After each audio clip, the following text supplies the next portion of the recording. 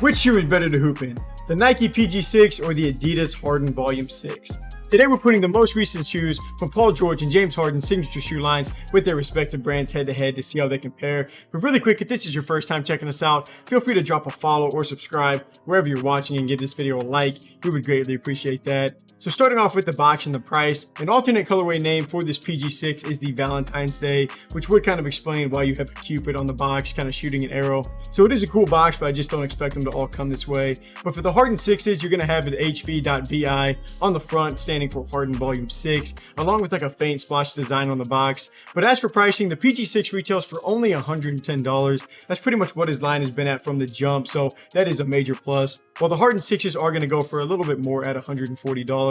They did make a $10 price jump this year though, but still two pretty affordable options. The PGs are just about as cheap as it gets for a signature shoe though.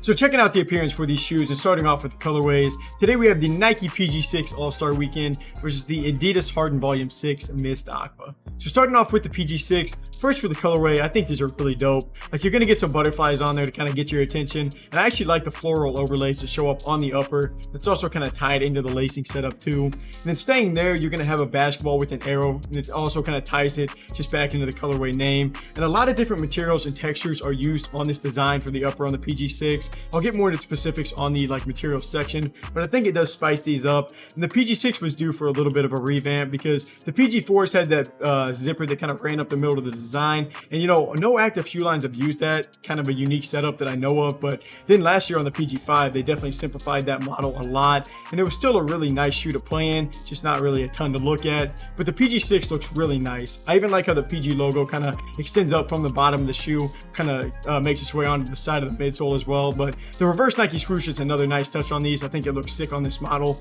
But now finally switching it over to the Harden Volume 6. I do like the Harden patch at the bottom of this lacing setup, and then just above that you're going to get a blue lace that's also going to run to the back side of the shoe underneath that pull tab. And Adidas did keep the Achilles pillows in Harden's line this year after having those thick pads along the sock liner in the Harden 5s. They honestly might be even bigger or just more noticeable on the Harden 6, but there's also going to be some waves kind of built into the midsole that I think does look better than the flattened out midsole on the Harden 5s. I think it made that design look a little bit bulky. But I mean, the Harden 6 is still not going to be my favorite look. It does look better than the 5s though, in my opinion. But now let's go ahead and move on and see how each of these shoes hold up on the court. So taking a closer look at the materials and the performance side for these shoes, and starting off with the cushioning. Last year's PG5 had a full-length air dot strobel setup that was amazing to play in. I mean, the PG5 made my top 5 shoes to hoop in from last year. I think that was just a really nice shoe, just all the way around, and cushioning was part of the reason why. But Nike did switch up the setup on this year's Nike PG6 model. You're going to get a full-length Nike React midsole, meant to give you a smooth, soft, and responsive feel. You're also going to have a TPU shank in the midsole that kind of helps, or in the middle, that kind of helps with the support and the stability. So I'll get more to that in a second, but initially the PG6 doesn't feel quite as soft as last year's model. I do know the PG5s used some memory foam that molded to your foot over time, so they were extremely soft whenever you first used them, and the soft feel would fade away a little bit over time as they eventually conform to your foot. These aren't really going to do that, but the sock liner does feel really padded, which is nice. It just kind of enhances the comfort a little bit more, and the rest of the upper feels really easy to move around in too. So I wouldn't say they feel exactly like the PG5s. I mean, they don't, because there's different stuff being used, so I didn't really expect that anyways. So there will be maybe a little bit more break-in time on these, but overall the cushioning is still a nice feel. They're responsive and really well balanced from the front to the back, and honestly I do kind of like that, just compared to shoes that load up either the forefoot or the heel with cushioning pods, kind of leaving out one portion of the shoe. But now switching it over to the Harden Volume 6. If you want to talk about a shoe line that had nowhere to go but up for comfort, I mean, the Harden Volume 5 from last year, I just do not think that was a nice shoe to play in at all, for more reasonings than just the cushion,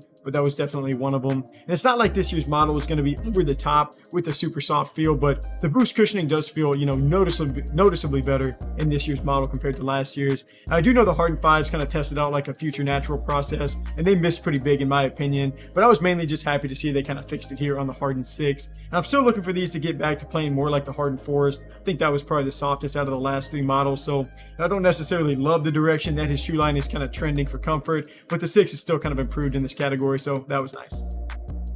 For materials and support, the upper on the PG6 has a few different materials and textures at play, like I said in the appearance section. The toe box is going to be a little bit softer, just more so than the middle portion of the upper, which is sort of like a transparent textile or like a synthetic design, but it feels more scratchy, just kind of has a rougher surface than the toe box. And then around the heel, you're going to get a softer kind of plush feel. That's what makes up the sock liner kind of around the inside of the shoe too. And I do think they came out nice. I could put a little bit more into this year's model for the appearance. I do think that kind of like shifted down and affected the materials being used too, kind of brought those up as well. And then looking at the support, one thing that these lost was a noticeable outrigger that showed up on the PG5s that was there to kind of brace your foot and just give you a wider base for balance. The PG5s also had some patches kind of ranging up from the midsole that ran up these shoes to kind of help with like the lateral containment. So you won't find anything like that on the PG6, but you do have that outsole shank that helps keep the shoe intact. And then along with that, the laces do feed through some like bands that wrap over your foot. So whenever you tighten those, it kind of helps keep your foot locked in and stable over the footbed. And the upper is pretty thin, but it does help a lot with the ventilation though. These are going to be really nice airflow whenever you're playing in them, and it doesn't really negatively affect the support, at least not from what I've noticed so far. And the middle portion of the upper that kind of locks, it kind of looks like netting, honestly is really sturdy. So I mean, now switching it over to the Harden Volume 6 to check those out, the upper is going to be much different from the 5s, which had more of like a plastic casing feel. These are going to be made out of a softer textile that is really easy to scuff. I found that out on the first day that I played in these. And it's not really a suede material, but it's kind of close to it on those overlays. And Adidas did keep those Achilles pad in this shoe line, just like they had in the 5s. And they are pretty big and they extend out from the shoe a good amount, but it actually isn't uncomfortable like I was worried it might be at first. And the support is where Harden 6s, where they fixed a lot of problems. I could not keep my foot in the shoe last year. Like, it was constantly slipping out, but I haven't really had that same problem on this model. The laces kind of feed through a great overlay on the upper that just helps kind of tighten your foot into the design. And the blue waves come up a little bit from the midsole to maybe help with a little bit with the lateral containment. So support was an area that needed improvement on this, like on Harden's line, and they definitely got it here. But, you know, another knock against Harden's line is that they do range on the heavier side. The Harden 6 weighs 512 grams for a size 10.5, which isn't terrible, but that is definitely not great. The PG6s are a little over 100 grams lighter, only weighing 402 grams for the same size. You can definitely kind of see and feel the difference between these two models whenever you have them on your hand and just whenever you're moving around in them on court. It just feels a little bit better for the PG6. To finish off with traction, after stripping the traction pattern from the Kobe 9s and putting it straight onto the PG5s, Nike went with a little bit of a different look for this year's PG6. You're gonna have a bunch of little spots kind of sectioned off that still have some arrows built in to help with your front to back and your side to side movements. I think it's actually a pretty cool setup. And my initial thoughts were that these play really well, but you know, I am gonna save my like official opinion on these until I can get into a better gym and, you know, test them out for real, because I did film these on a dustier court, but I mean, they performed well on the dusty court. I mean, it was still solid. The grip is definitely there, and some additional rubber was actually used on the outsole for these. So I mean, that should help with the durability, and the grooves do look a little bit thicker than the PG5. So I mean, you should be able to play in these outdoors. But now looking at the Harden 6s, just to jump back to the Harden 5s one last time, it was like impossible for me to get any grip on that model last year. They were an absolute dust collector, but the Harden 6s did improve here. I mean, honestly, they couldn't have gotten much worse, but I mean, it did help that they use like a more of a traditional herringbone setup for these. I think that helped this line take a step forward. And I don't know if I would call these sticky, but they do grip the floor well on nicer courts. And they are decent on a dustier court too, which is, you know, what I have to film on most of the time. But to finish off with sizing, I went true to size on both, and the PG6s are normal for the length and the width, maybe a little bit narrow, but not by a lot. But the Harden 6s definitely run big. I mean, more so for the length, and I should have known because Harden's line last year, I had to go like a full size down. But I mean, the width is going to be normal to maybe on the wider side, so nothing to worry about there. So for the final ratings and starting off with the appearance, I mean, I just flatly like the PG6 better, so I'm going to start off with the PG's line here. For cushioning, I mean, even with the Harden 6s getting a little bit softer and the PG6s maybe losing a little bit of their soft feel, it still wasn't enough to make these even. I still think the PG6 just has better padding overall, so I'll stay with the PG6 here.